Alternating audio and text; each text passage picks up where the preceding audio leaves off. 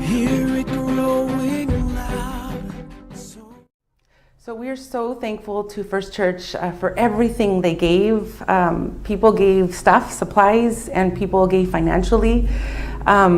We were able to meet our goal. We thought, okay, we'll take stuff for 100 kids. We superseded that. It was really amazing for me. I think the most beautiful thing for me was seeing everyone come in.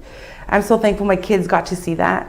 They were helping us in nursery. We were just sitting there and people just kept on coming in, just bringing 2 notebooks, 3 notebooks, a box of stuff, paper, crayons. And I thought, oh my God, I totally did not expect people to be able to, on such a short notice, give so easily. By the end of the night, we had to borrow extra suitcases, and we ended up going with 10 suitcases to Cambodia because of all the stuff that we were able to take. And I thought, wow, that is so beautiful. That not so much the stuff, but the attitude with which everyone gave. They were just so excited about being able to give a little bit to bless somebody in another country. And I thought, well, I'm so blessed to be part of this church that so easily gives. Every nation rise into your throne.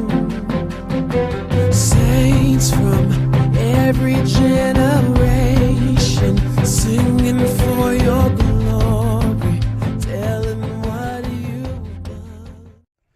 I just want to thank First Church. I want to thank the Sunday School ministry, and I want to thank Pastor for having this vision for missions.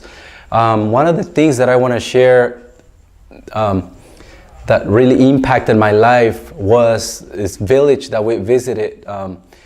Just to be there present and see and sing with all of them.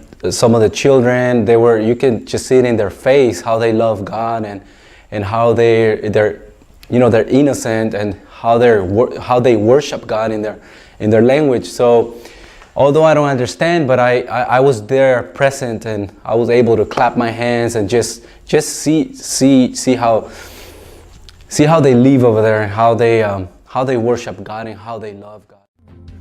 From the north and south, we are crying out. There is hope in Jesus' name.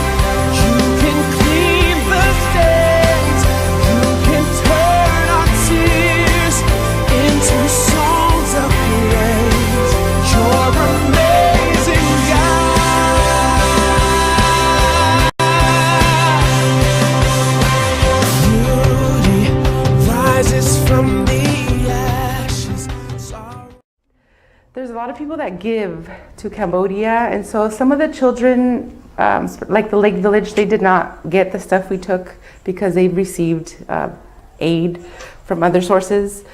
The children that did get stuff though in the village were so excited when my brother pulled out the crayons and the markers. They just squealed, and I thought, oh my gosh, it was just crayons. But they were so excited, and the stuffed animals that we had taken as well. And they were just so happy. And turns to gladness when our God is near. You speak light into our darkness. You heal the broken hearted, wipe away our tears. I think more of course, above the stuff that we took, the most that we can do, the burden that it came back with is that we can intercede for them. They need our prayers.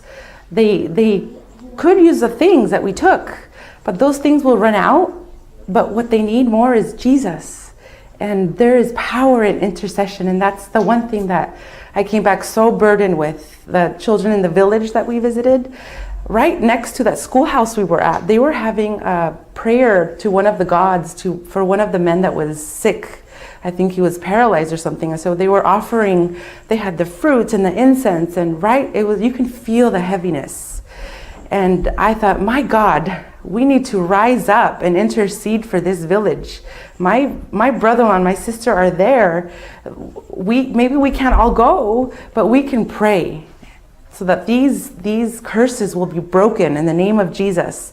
And that one of these children that they're singing to and preaching to every week will rise up against these spirits that have tied down these people for so long. There are spirit houses in every house you see, every place you visit, they have these spirit houses.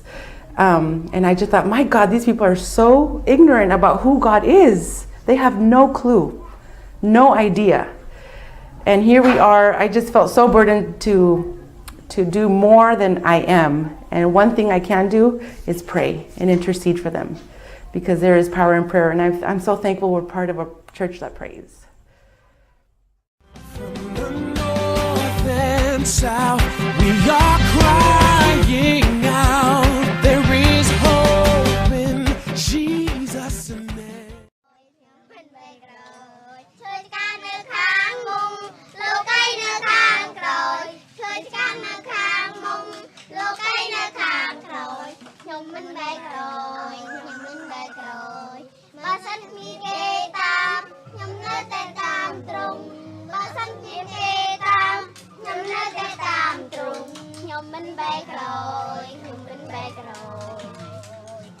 Bài đầu tiên 10 pi, 10 pi. 10 pi. Bạch thật đáy thành khôn lòng. Hiệp ra tam pi Giêsu. Tam pi là 10 pi vậy. 10 pi. Nhung đau tam pi Giêsu. Qua ngày nhung nhiên chất xa. You're amazing, God. You're amazing, God. You can bear the weight. There's 4 villages that received the supplies that First Church gave and the toys. I was really impacted by just seeing the consistency that the team does to go every week by week, to reach out to people that sometimes don't come back. They're baptized, but they don't realize that they need to come back and congregate in this village. And there was 2 women that had come, and the team goes back every week by week, in the heat and the dust, and it's very uncomfortable. Not nice plush church like we have. And there was 2 new ladies that had come, and they were telling, do you know about Jesus? And they said, we don't know who he is, through a translator. And immediately I thought of First Church, and I thought of the Blue Bomber crew, and I thought, they do this every week. They go week by week, regardless of how they feel. I'm sure they'd like to have a Saturday off, and they do this. They go week by week to invite someone, to minister to someone. And I felt so blessed to know that we are in a church that is very mission oriented, very evangelistical. We are not just members that are going to sit and just be ministered to every week, but we are being prepared. Our pastor, our ministry is preparing us for something bigger. There's a lot of young people I can see, and young marrieds and even older folks who have a calling to go out, and we are being prepared at First Church. And I felt so blessed to be part of a church that is very, very mission oriented. And I could see it was evident in the way that people gave. Of every heavy heart, you can feel the pain. You can clean the stain. If one of the things I want to ask you is to pray for the nations. It's an experience that being overseas, where you see a lot of poverty and not to have what we have here, come every Sunday, pews and and a nice carpet. Over there is different, and there's a lot of hungry people for God. I just wanted to ask you to pray and intercede for these villages, because I believe God is going to bring a revival, and it's happening right now. You know, this gospel is preached to the nations, and thank you for everything. Please pray for these villages. Pray for Cambodia. Pray for the whole world that they will receive the gospel as they are receiving it. Thank you.